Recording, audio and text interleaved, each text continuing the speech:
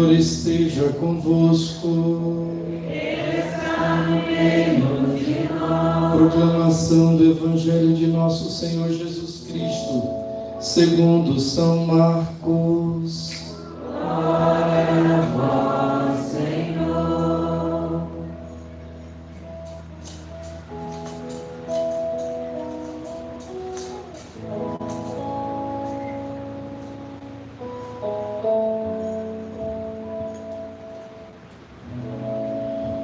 Naquele tempo, Jesus e seus discípulos atravessavam a Galileia. Ele não queria que ninguém soubesse disso, pois estava ensinando a seus discípulos. E dizia-lhes: o Filho do Homem vai ser entregue nas mãos dos homens, e eles o matarão. Mas 3 dias após sua morte, ele ressuscitará. Os discípulos, porém, não compreendiam estas palavras e tinham medo de perguntar. Eles chegaram a Cafarnaum. Estando em casa, Jesus perguntou-lhes: o que discutíeis pelo caminho? Eles, porém, ficaram calados, pois pelo caminho tinham discutido quem era o maior. Jesus sentou-se, chamou os 12 e lhes disse: se alguém quiser ser o primeiro, que seja o último de todos e aquele que serve a todos. Em seguida pegou uma criança, colocou-a no meio deles e, abraçando-a, disse: quem acolher em meu nome uma destas crianças, é a mim que estará acolhendo. E quem me acolher, estará acolhendo não a mim, mas aquele que me enviou. Palavra da salvação.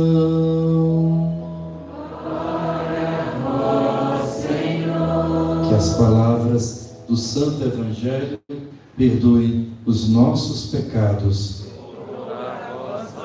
Vinde, Espírito Santo, vinde por meio da poderosa intercessão do Imaculado Coração de Maria, vossa amadíssima esposa. Amém. Meus queridos irmãos, é uma honra tão grande, uma alegria tão grande que vocês vieram nesse dia.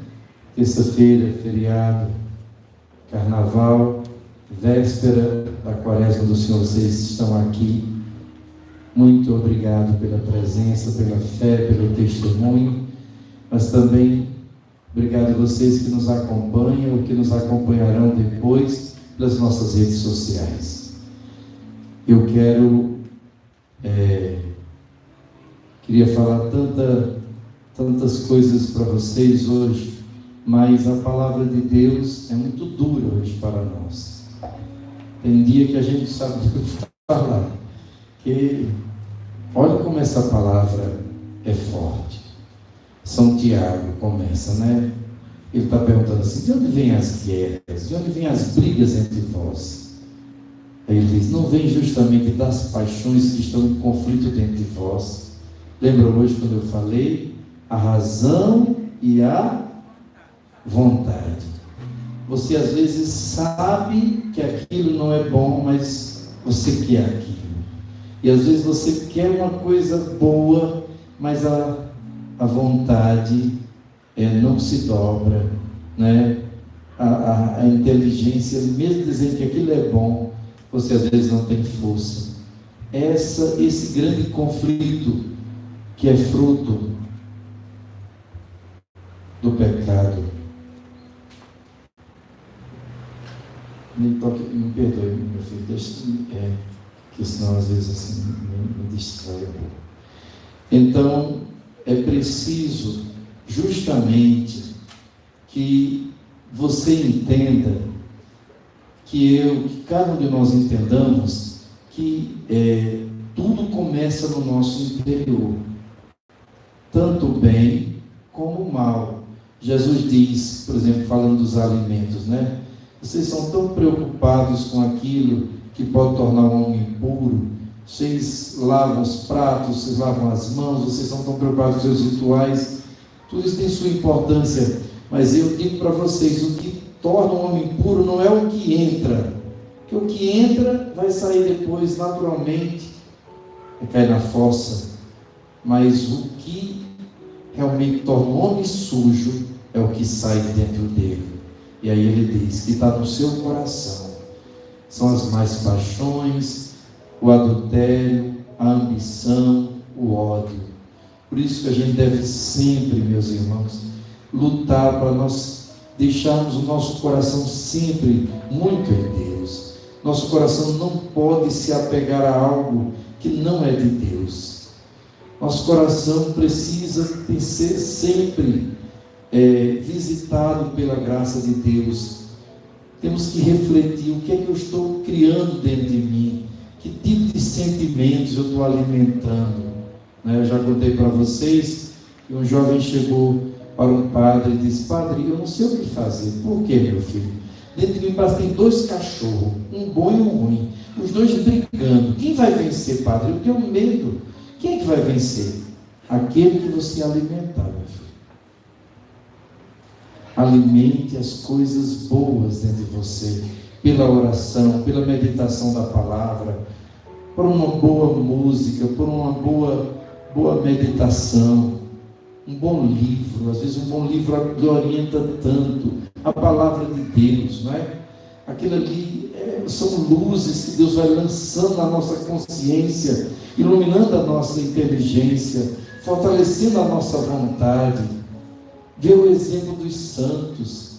Se eu me dizer, pensar assim, se eles eram pecadores como eles conseguiram, eu também posso conseguir. Eles não eram diferentes. O mesmo Deus, o mesmo Espírito Santo que estava dentro dele, está dentro de mim. Se eles conseguiram, eu também posso conseguir. Ora, São Francisco tinha tantos desejos contra a castidade, que um dia ele não estava mais aguentando, não é? Chegou, disse: Senhor, eu não aguento mais toda tentação. Arrancou a roupa toda, estava num lugar um pouco mais deserto assim, sozinho, se jogou em cima de uma roseira cheia de espinhos, e aqueles espinhos todos cravaram nele. Mas foi um santo remédio. A partir daí ele acalmou, a carne dele acalmou muito mais. E veja como Deus é maravilhoso com quem faz penitência, com quem luta contra o pecado. Aquela roseira que era uma das mais que tinham espinhos, a partir daquele momento não deu mais um espinho. É tão interessante. Quem já foi aqui em Assis? Quem vai um dia em Assis? Profetiza aí para lá, né? Quando você chegar em Assis, você vai lá em Santa Maria Maior, você vai ver um roseiral imenso, chamando aquele lugar. Tem uma roseira imensa, vários pezinhos, nenhum tem espinhos. Aí eles fazem uma experiência, tira aquela roseira e planta no lugar, muitas vezes dá espinho, ou planta uma roseira com espinho ali, e ela, junto com aquelas outras, ela dá espinho, mas aquela não dá. Por esse fato, São Francisco, para ver que como esses santos lutaram, gente, não é brincadeira. A gente pensa que a pessoa foi santa assim, que já nasceu santa. Não, é uma luta muito grande. Já disse para vocês uma vez, São Francisco Xavier, São Francisco Sales, tinha um temperamento terrível, ele era irascível, né? Aí vinha uma senhora lá, falando mal dele, falando as injustiças, e dizendo que ia conseguir outras provas contra ele, ele escutando, sorrindo, não é? E depois, mas excelência, por que o senhor ficou tão calmo diante dessa mulher, ela dizendo tanta barbaridade? Ela não me conhece, porque se ela me conhecesse, ela ia dizer barbaridade pior ainda. Mas quando ele morreu, foram olhar debaixo da escrivaninha dele e descobriram que estava toda azunhada. Quando foi ver os escritos dele, descobriram. Ele ficava escutando aquelas pessoas falar aquelas barbaridades, no lugar dele esbravejar, ele arranhava. Estava aqui com um sorriso e arranhando, vencendo a si mesmo. Veja, gente, é uma luta. Como é que você quer crescer espiritualmente sem luta? Quem quer ser bem humilde aqui, levante a mão. Quando é que a gente é humilde? Quando a gente é humilhado. Quem quer ser humilhado aqui? Que bom, meu filho. Eu acredito. Porque só assim a gente é humilde. Você ser humilde com todo mundo não te elogia, isso é humildade. Ai, meu Deus, essa pessoa é um doce. Essa pessoa é maravilhosa. Ou pessoa boa, todo mundo gosta dela. É fácil ser humilde assim. Agora, comece a descobrir os defeitos dessa pessoa. E tem, viu, gente? Todo mundo tem seus defeitos, todo mundo tem seus dias maus, todo mundo tem suas fraquezas. São as paixões que vão, mas nós não podemos entregar a elas, porque senão vira uma guerra. Nossa vida, não é? Nossa vida vira uma guerra. Às vezes a pessoa diz: eu estou rezando tanto, e por que tem tanta briga dentro da minha casa? Porque você reza, mas você não vigia. Vigiar sobre o seu comportamento, muitas vezes ficar calado, muitas vezes aguentar, muitas vezes escutar. Deixa a pessoa falar, não é? Não revida. Quando não quer, dois. Eu quero saber se essa pessoa vai brigar sozinha. Você aguenta? Então confessa essa sua impaciência. Ah, filho, eu vim confessar, eu tenho um pecado, mas eu não aguento aquele meu marido. E você é uma santa, é? E quem foi que escolheu esse santo? Você já está esquecendo tudo que você fez para ter esse marido? Você está esquecendo? Você está reclamando dele. E o que você fez? Seu pai e sua mãe foram dar algum aviso sobre ele. Não se meta, viu, pai? Não se meta, mãe. A vida é minha. Ele é uma pessoa ótima. Toma, teu ótimo. Já esqueceu? Estão vendo, eu estou falando isso não é para ofender ninguém. Mas como a gente cai em incoerência. São essas paixões que estão brigando dentro de nós. Por isso, precisamos lutar. Precisamos fugir. E existem alguns pecados que nós temos que fugir mesmo. Por exemplo, adúlteros. Não saber que a amizade comum da inimizade com Deus. Assim, todo aquele que pretende ser amigo de Deus torna-se amigo do mundo, torna-se inimigo de Deus. Você não pode trair. O adultério não é possível. O adultério é coisa horrorosa. O adultério é coisa triste. É ser inimigo de Deus. Sendo que é ser inimigo de Deus, cai no adultério. Tem pecado que você não pode cair. Por isso que você pense muito, se você vai casar, você tem que casar para viver. Adultério Deus não permite. Adultério é coisa séria. Vamos pedir essa misericórdia a Deus. Ou não sabeis que a Escritura diz: com ciúme anela o Espírito que em nós habita? Mas Ele nos dá uma graça maior ainda. Por isso a Escritura diz: Deus resiste aos soberbos, mas concede a graça aos humildes. Se é tão difícil ser humilde, sabe por quê? Porque o humilde vai ter tudo de Deus. Uma pessoa humilde, ela vence tudo. Ela abre qualquer porta, ela conquista primeiro o coração de Deus. Gente, o que importa, diga para o seu irmão, o que importa é você estar bem com Deus. Você está bem com Deus. Ah, você parece que é o dono do mundo. Não, eu não sou o dono do mundo, eu sou o filho do dono. E eu sou amigo dele mesmo. Ele é meu pai, eu sou filho dele. Aí você está seguro. Diga para o seu irmão, aí você está seguro. O mundo todo pode ser contra você. Se você estiver na graça de Deus, eu lhe garanto que tudo concorrerá para o seu bem. Até os seus inimigos vão trabalhar para você. Até o diabo trabalhar em seu favor, mesmo sem querer. Porque só vai te levar para mais perto de Deus. Só vai fazer com que a vontade de Deus se realize mais rápido na sua vida. Deus resiste aos soberbos, mas dá a graça. Obedecei, pois, a Deus, resisti ao diabo e ele fugirá de vós. Nós temos um exemplo muito bonito de tia Helva. Tia Helva sempre falou assim, ela passou alguma dificuldade com seu esposo, que não queria muito que ela fosse para a igreja. Um homem boníssimo, mas não queria muito que ela fosse para a igreja. E ela disse que aprendeu com a tia dela. Sempre me lembrei desse exemplo dela. Aí a tia dela disse: minha filha, resista, que daqui a pouco já vai desistir de você, vai embora, vai ver que não vai conseguir mesmo. Então o esposo dela às vezes dizia: você vai para a igreja, quando chegar aqui, você nem se eu estou aqui.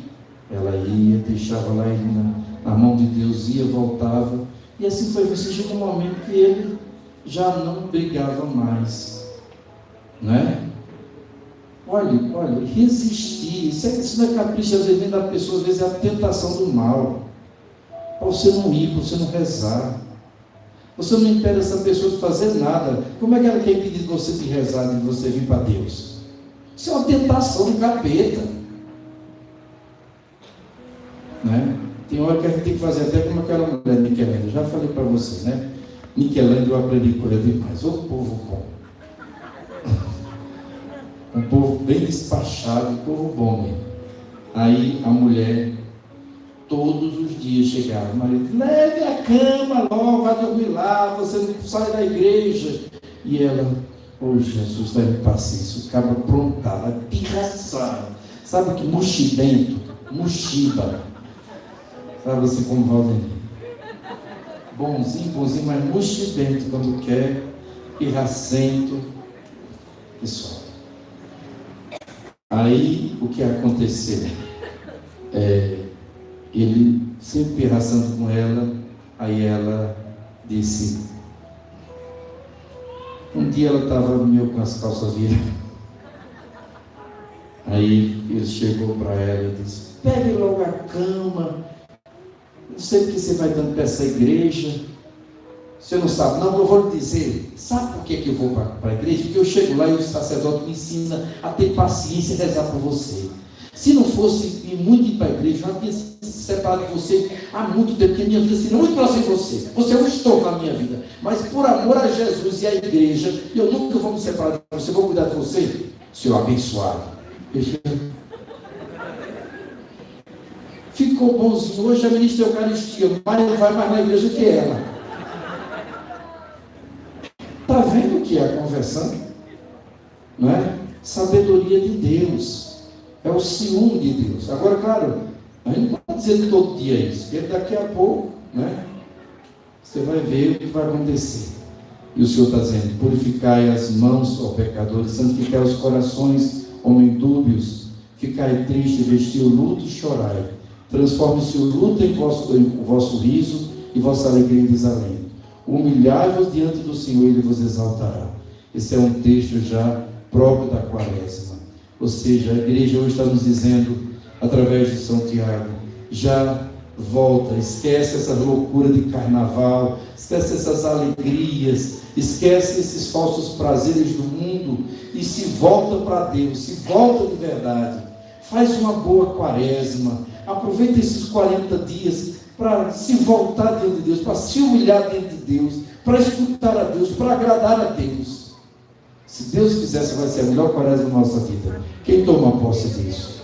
Você vai fazer uma Quaresma sem reclamar de penitência, sem ficar dizendo: ai meu Deus, estou morrendo, porque sem carne, sem besteira. Então, se vai oferecer, ofereça de coração.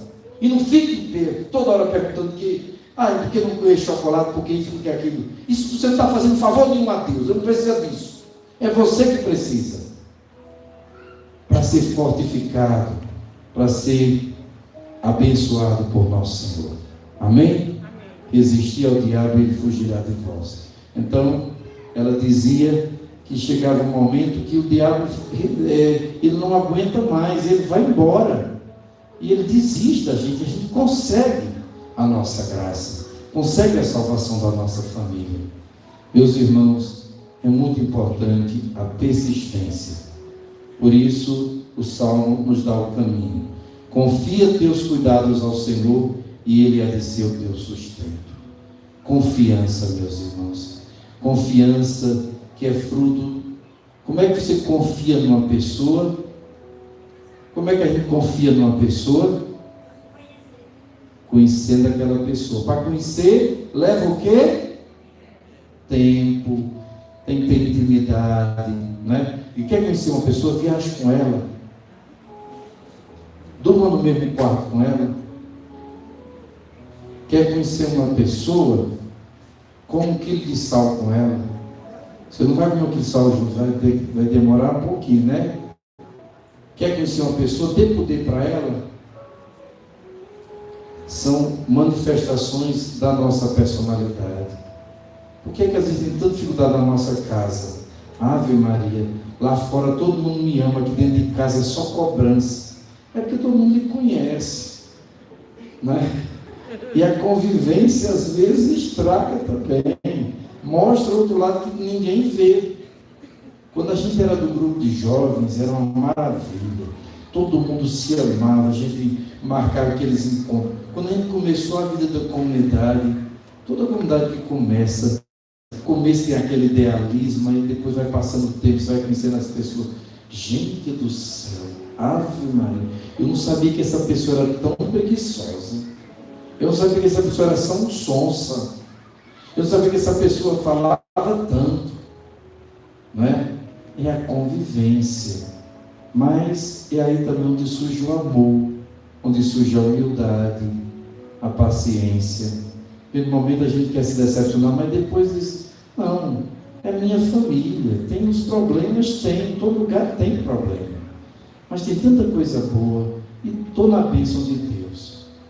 Olha, você pensa assim, quem é casado aqui na igreja, levante a mão. Você pensa assim, eu tô vivendo um casamento, um sacramento, fui unido por Deus, o que Deus uniu ninguém separa. Se eu ficar com outra pessoa, por melhor que seja, eu vou ter comungar, vou ter que confessar, vou ter que deixar Jesus, Deus me livre. Prefiro ficar com essa bênção aí, ficar com Jesus, do que ir atrás correr de outro, Deus o livre. E eu não quero ficar sem Jesus. Eu quero estar na graça de Deus. Eu quero conhecer a Deus. Não é? Então, assim deve ser a nossa vida. Correr para os braços do Pai. Não é? E saber que Ele nos ama e ter essa confiança que Ele vai sempre nos acolher. Amém? Por fim, o Evangelho nos mostra Jesus preocupado com seus discípulos. Jesus que a gente vê, na maior parte do Evangelho, pregando, sem lugar para descansar, é toda hora, fazendo milagre, fazendo exorcismo, curando, libertando, ressuscitando mortos. Jesus não quer que ninguém descubra que as multidões, Ele está atravessando a Galileia, olha que é, mas Ele não quer que ninguém saiba disso, porque Ele quer ensinar aos seus discípulos. Jesus está muito preocupado com a multidão. Mas eu quero dizer uma coisinha aqui em voz baixa. Jesus está mais preocupado com você. Sabe por quê? Porque você não é a multidão. Você é um discípulo dele. Diga para o seu irmão, olha, Jesus está preocupado com todo mundo, principalmente com você. Aqui Ele mais quer ensinar. Aqui Ele mais investe em você. Né? Isso é tão bonito, gente. Porque a multidão pode até receber muito milagre. Muita gente diz assim, Frei, eu gosto muito da missa lá no jardim, ou quando o senhor está fora da comunidade. Fora da comunidade o senhor faz tanta missa de cura, acontece tanta graça, mas na comunidade o senhor só pega pesado conosco. O senhor só ensina, é só oração, é só ensinamento. Jesus, meu filho, vocês não são mais multidão, vocês são discípulos do nosso Senhor. Né?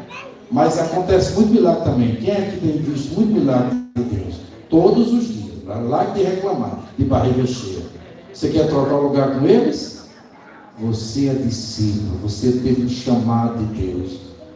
Deus está de olho em você. Deus se preocupa não só com a graça que você receber, Deus se preocupa só com o hoje da sua vida, mas Jesus se preocupa com sua eternidade, porque Jesus sabe que você também o ama e quer servir.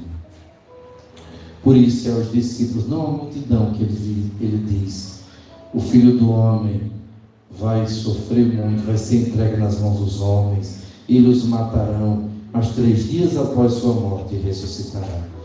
Esse mistério pascal, essa coisa da cruz, esse mistério de tanta dor, mas de tanto amor e de tanta vida, ele só revela quem é seu discípulo.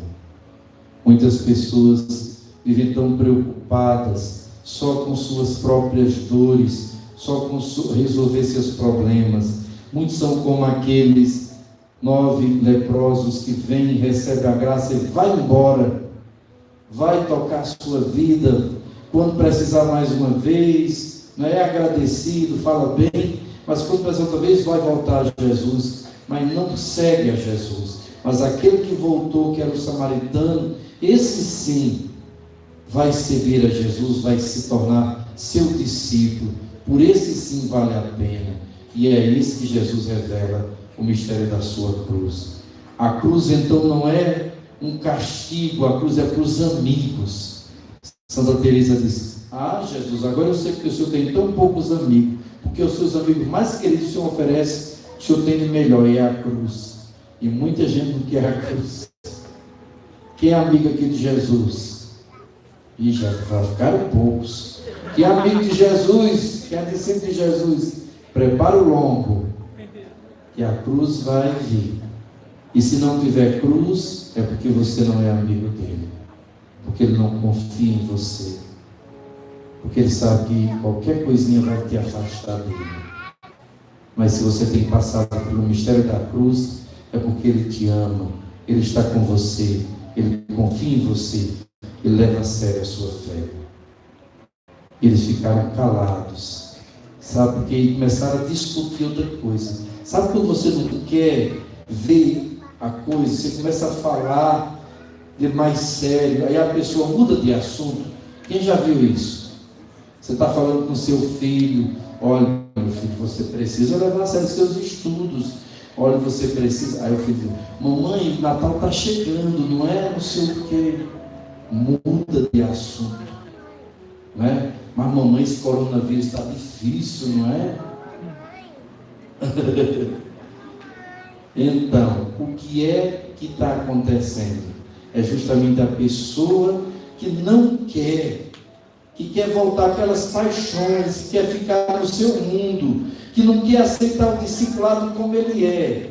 A pessoa quer um Jesus que só faça a sua vontade, que resolva todos os seus problemas, que não passe pela cruz, só quer o Jesus ressuscitado, não quer o Jesus que passou pela cruz. Mas para chegar agora na ressurreição tem que passar pela morte. Como é que eu vou ressuscitar sem morrer?